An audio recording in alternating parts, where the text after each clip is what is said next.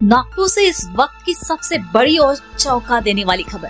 सरकारी हॉस्टल के भीतर आधी रात को घुसते हैं दो दरिंदे और बनती है एक छात्रा उनकी हैवानियत का शिकार। ना कोई गेट पर सुरक्षा, ना ही वार्डन की मौजूदगी, और सबसे हैरान करने वाली बात, पूरे हॉस्टल में नहीं है एक भी CCTV camera.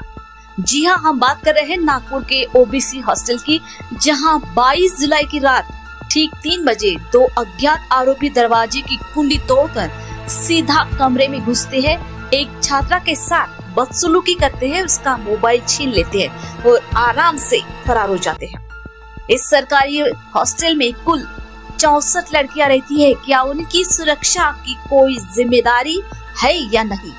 MRDC police station में शिकायत तो दर्ज हुई है, लेकिन हैरानी की बात यह है कि आज तक आरोपी गिरफ्तार नहीं हुए हैं। आखिर कब तक बेटियां ऐसे डरी सहमी रहेगी? कहाँ है प्रशासन, कहाँ है महिला सुरक्षा के दावे करने वाली सरकारें? ये कोई आम चूक नहीं, ये सुरक्षा व्यवस्था की शर्मनाक नाकामी है। क्या प्रशासन तब जागेगा जब एक और बेटी को अपनी अस्मिता गंवानी पड़ेगी? हम पूछते हैं, इन आरोपी दरिंदों को कब तक खुलेआम घूमने दिया जाएगा? हमारे संवाददाता लगातार इस खबर पर नजर बनाए हुए हैं और हम प्रशासन से जवाब मांगते रहेंगे। बेटियां डर के साए में जी रही हैं और सिस्टम चादर तान के सो रहा है। क्या यही है महिला सशक्तिकरण की सच्चाई? हम सवाल पूछते रहेंगे जब तक इन बेटियों को इंसाफ नहीं मिल जाता। काय झालं, नेमकं काय झालं? सर, रात्री 3 वाजे मी आपल्या रूम मध्ये झोपलेली होती सर. रात्री 3 वाजेच्या दरम्यान 2 मुलं माझ्या रूम मध्ये घुसले होते सर. माझ्या रूम मध्ये कडी नसल्यामुळे मी आतून दरवाजा लावलेली नव्हती, बस टेकलेला होता सर. माझा मोबाईल त्यांनी किती वाजे घेतला, का घेतला, मला ते आतमध्ये किती वाजे आले तो तर मला आठवण नाही सर. पण त्यांनी जसं मला टच केलं तसं माझी झोप उघडली, आणि जशी झोप उघडली तसे मला ते समोर दिसले सर. आतमध्ये आल्यावर काय नेमकं घडलं बेटा? त्यांनी काय बॅट टच करण्याचा प्रयत्न केला? कशा भीतीत तुम्ही जगत? सर, त्यांनी बस बॅट टच, जशी मला टच केला तसे मला जाग आला सर, आणि ते पडून गेले तिथून. आणि तुम्ही तक्रार करण्याचा प्रयत्न केला का? वॉर्डनला सांगितलं का? सर, सांगितलं. तेवढ्याच वाजे मी मॅमकडे आली, मॅमचा दरवाजा ठोकली. मॅम 7 मिनिट तर मॅम उठलेच नाही. मी दुसऱ्या मुलीकडे गेली, मॅमचा दरवाजा नाही खुलला तर मी तिच्या रूम मध्ये गेली, तिला सांगितली असं असं झालं बा. मी तिच्याजवळ गेली, रडत आहे मी. मॅम आले, मग म्हणतात काय झालं, कोणीच तब्येत बरी नाही का सर? मग मॅमला तसं सांगितलं. तेवढी घटना घडल्याच्या नंतरही मॅमने कॉल सुद्धा नाही केला सर पोलिसांना.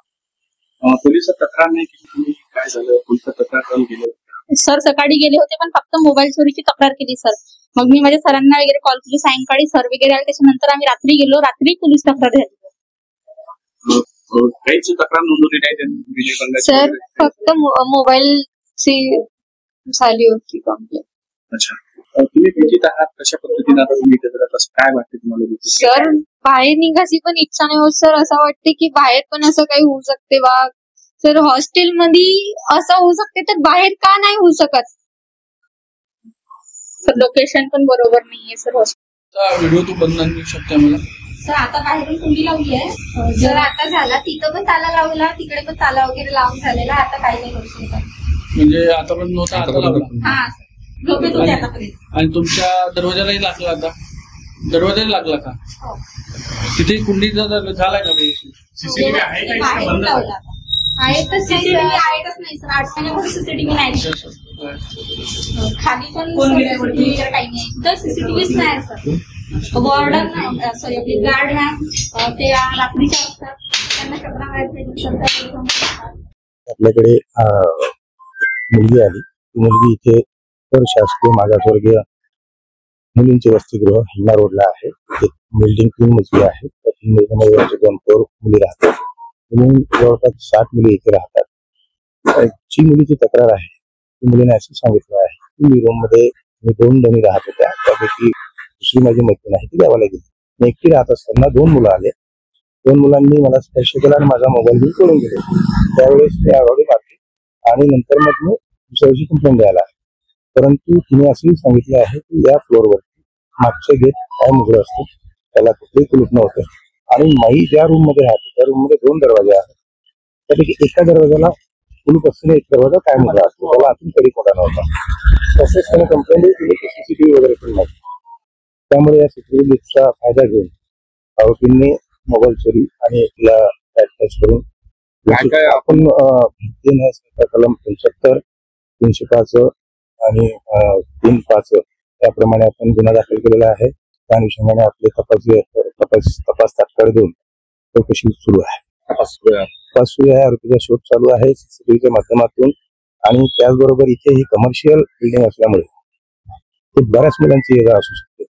त्या अनुषंगाने तपास भविष्यात होऊ नये म्हणून काय खबरदारी घेण्याच्या तुम्ही सूचना? भविष्यात होऊ नये समाज कल्याण विभागाला आम्ही वेगळ्या प्रकारचे पत्रही देणार आहोत की महिलांच्या सुरक्षेच्या दृष्टीने या ठिकाणी या गोष्टी आवश्यक होत्या. त्या संदर्भाने आम्ही तात्काळ ती पूर्तता करून घेत आहोत.